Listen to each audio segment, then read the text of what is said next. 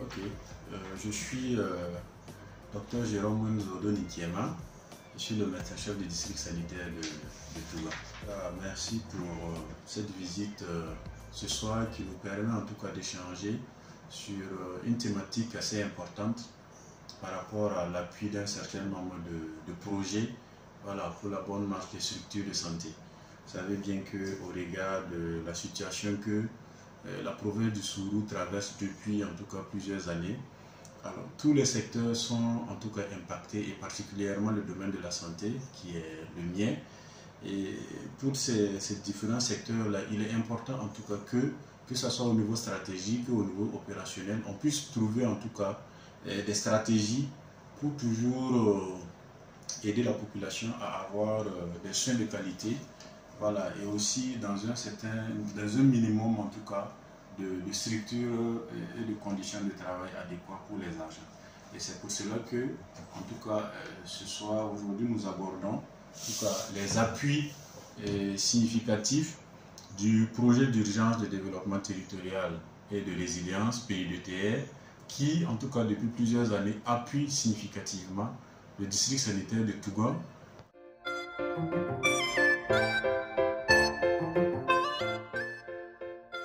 Essentiellement deux communes qui ont bénéficié en tout cas de ces interventions de PUDTR, qui est essentiellement la commune de Touga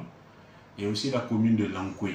Et pour préciser, au niveau de la commune de Touga, nous avons essentiellement Dakar, Zizinda, Kawara, Namassa, le urbain 1, qui ont en tout cas bénéficié essentiellement des interventions de PUDTR.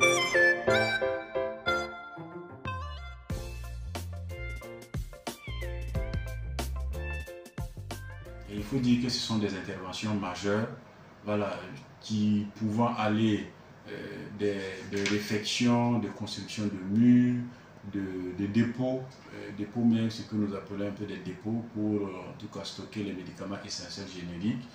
Et par rapport à la réhabilitation, comme je le disais, à la réfection d'un certain nombre de bâtiments dans nos formations sanitaires, à l'équipement en matériel médico-technique, ce qui permet aux agents d'avoir un minimum de matériel et de conditions pour pouvoir travailler,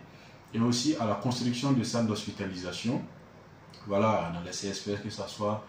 surtout dans la commune de Lankwe, Rassouli, Gourbala et Lankwe, et aussi les différentes réhabilitations. Vous verrez que par exemple quand vous prenez Urbain 1 à bénéficier d'une clôture, ce qui permet quand même de délimiter et d'améliorer la sécurité de nos formations sanitaires quand nous connaissons le contexte dans lequel nous travaillons, et aussi le stress qui peut habiter en tout cas les agents de santé. Et ces clôtures-là, surtout en tout cas de ce que nous voyons et de ce qui nous revient, en tout cas ce sont des infrastructures de qualité et d'une belle facture, ce qui nous rassure, ce qui nous réconforte. On a actuellement même un CSPS en construction au niveau du secteur 1, ce qui vient quand on sait qu'il y a eu un afflux en tout cas massif de personnes déplacées internes dans la commune de Touga, ce qui fait que en tout cas cette nouvelle formation sanitaire viendra soulager en tout cas la population dans sa quête d'offres de soins et de qualité. Toujours aux interventions, nous pouvons dire que la commune de Touga en tout cas a été bénéficiaire d'une ambulance vraiment de qualité que nous avons en tout cas réceptionné, dont le CMA est bénéficiaire, ce qui vient renforcer en tout cas le parc automobilier du CMA, quand nous savons que c'est vrai qu'avec l'impact du volet sécurité, les évacuations sont difficiles, mais nous continuons en tout cas avec l'accompagnement multisectoriel de continuer de faire nos évacuations pour les cas urgents. Alors, nous venons de recevoir une dotation en termes de médicaments du PUDTR récemment.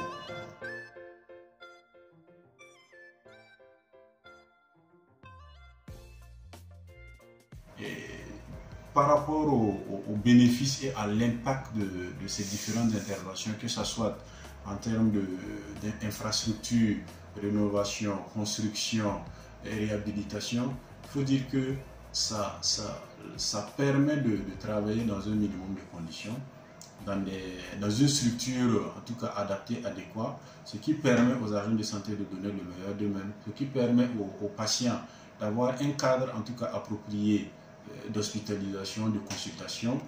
Et aussi en termes de matériel médico-technique, parce qu'on ne peut pas travailler sans un minimum de matériel. Ça permet en tout cas d'améliorer la qualité des soins dans nos formations sanitaires, et ce qui permet aussi, facilite la tâche aux agents de santé, parce qu'au regard du contexte, si vous avez un minimum de conditions, ça évite souvent les évacuations et ça favorise un certain nombre de choses dans nos formations sanitaires. Il faut dire que c'est vraiment un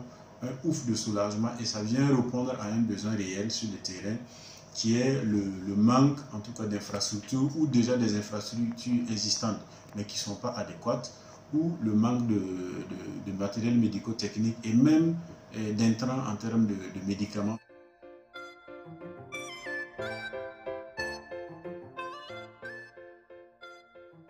On sait bien que la santé, c'est un domaine très dynamique,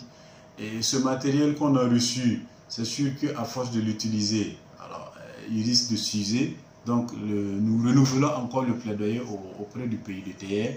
pour en tout cas la pérennité de cette activité, parce qu'on sait de plus en plus que nos formations sanitaires, financièrement, ce n'est pas évident. Et ces interventions-là vont permettre en tout cas de pérenniser l'activité en termes de plateau technique, en termes de matériel médico-technique, en termes d'infrastructure. Parce que le plaidoyer, c'est qu'il y a d'autres communes aussi qui effectivement sont dans le besoin, et même dans la commune de Tougan, parce que nous savons que la situation est dynamique. Nous avons malheureusement des formations sanitaires qui ont subi l'impact, voilà, des groupes armés terroristes, ce qui en tout cas va nécessiter, et nous avons commencé à réouvrir certaines formations sanitaires, ça nécessite en tout cas une réhabilitation, des réflexions, un certain nombre que ce soit des lits, des matelas, que ce soit peut-être en termes de frigo, de table d'accouchement, et un certain nombre d'intrants, voilà, pour leur permettre en tout cas de travailler de façon en tout cas dans des conditions acceptables.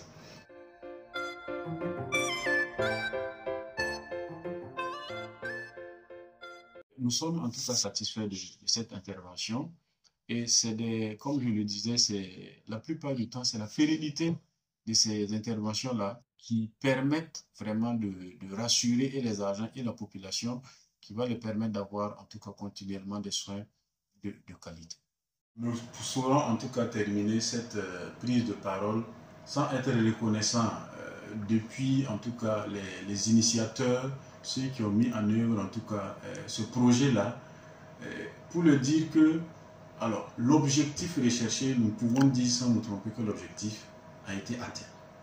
Alors, parce que nous avons des structures qui sont là, des faits qui sont réels, qui ont contribué significativement à améliorer en tout cas la qualité des soins au niveau de nos structures de santé. Et c'est pour nous en tout cas l'occasion d'être reconnaissant et de dire merci au PUDTR pour les différentes actions menées, et aussi solliciter, voilà, renouveler en tout cas notre plaidoyer pour la pérennité de l'activité et voir une innovation. Et du reste, nous restons disponibles au cas où en tout cas il y a nécessité que nous puissions en tout cas exprimer des besoins de façon claire, pour que les faire remonter, et aussi pour que en tout cas les différents